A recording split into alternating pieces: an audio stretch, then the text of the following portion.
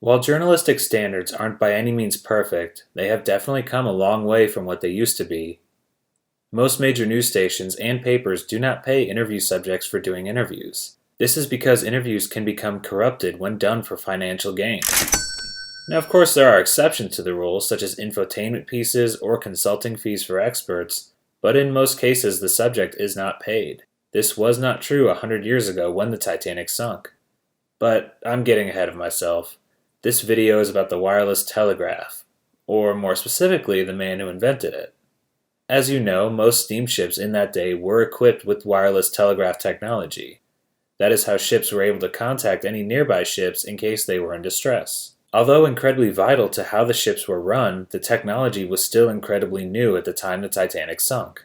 It was just 11 years prior when Guglielmo Marconi demonstrated the very first long-distance wireless telegraph. Because of this, Marconi garnered immense fame and even won the Nobel Prize for Physics. After that, every ship wanted his telegraph apparatus. He was eventually contracted by the British government to construct wireless transmitting stations all over the world. They even started calling the wireless messages Marconigrams.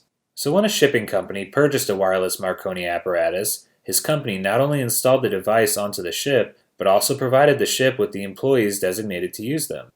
Thus, the wireless Marconi operators did not work for the shipping company, but rather for Marconi himself.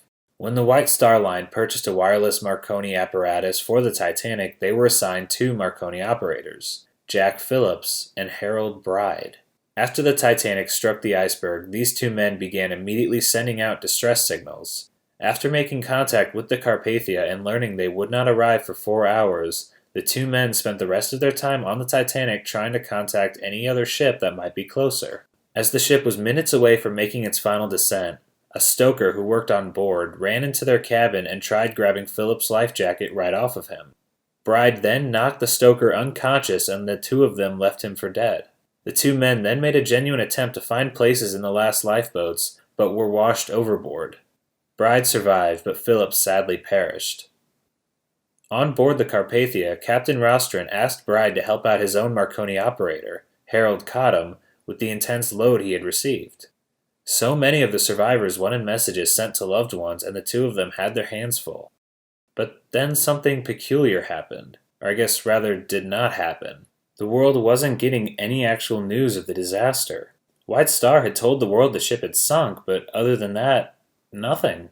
The Associated Press, the United States Navy, and Marconi himself had sent messages to Bride on the Carpathia asking for news on the disaster and then sending more messages asking why they weren't responding. When the Carpathia docked in New York, the reporters were not allowed past a certain point and had to wait for the passengers to come to them before they could be interviewed. There was one reporter, though, named Jim Spears, who was able to not only get past the police line, but actually was able to board the Carpathia. He accomplished this by being escorted by Guglielmo Marconi himself under the guise of his associate. On the ship, they met with Bride and got his exclusive story of the account. Cottam was later interviewed in a different location. However, both men were paid close to 4 years' salary for each interview. During the American investigation, the senators released two messages that a naval ship had intercepted while being sent to Bride and Cottam on the Carpathia. These messages were sent by Marconi's chief engineer of New York, Frederick Sammis. The first message read as follows: "Say, old man Marconi Company taking good care of you. Keep your mouth shut and hold your story. It is fixed for you, so you will get big money." The second read: "Arranged for you exclusive story for dollars in 4 figures. Mr. Marconi agreeing. Say nothing until you see me." Marconi was very adamant that he had nothing to do with these messages. He also made sure that everyone knew how upset he was with Bride and Cottam for being silent for those 3 days. He admitted to helping arrange the interview for Bride, but he claims that he had no idea it was going to be an exclusive.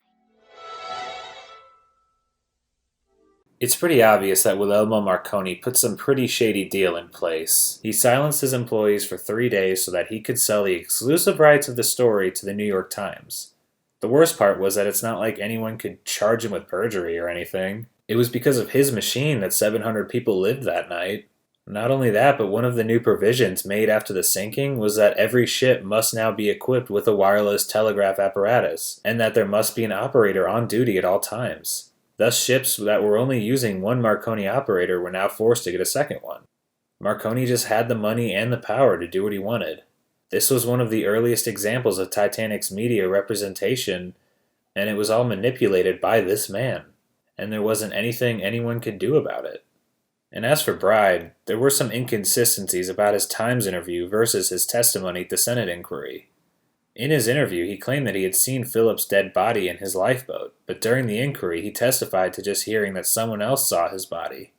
Also, the story about the thieving stoker changed from him saving Phillips by knocking out the man to Phillips holding the stoker while Bride hit him, and then changed again to Bride holding the stoker while Phillips hit him. Bride had yet to get his bandages off during the inquiry, and he was suffering from some pretty obvious sleep deprivation and post-traumatic stress, so the senators did not press him on the inconsistency. But it does just blur the line even more about the facts and the myths about Titanic.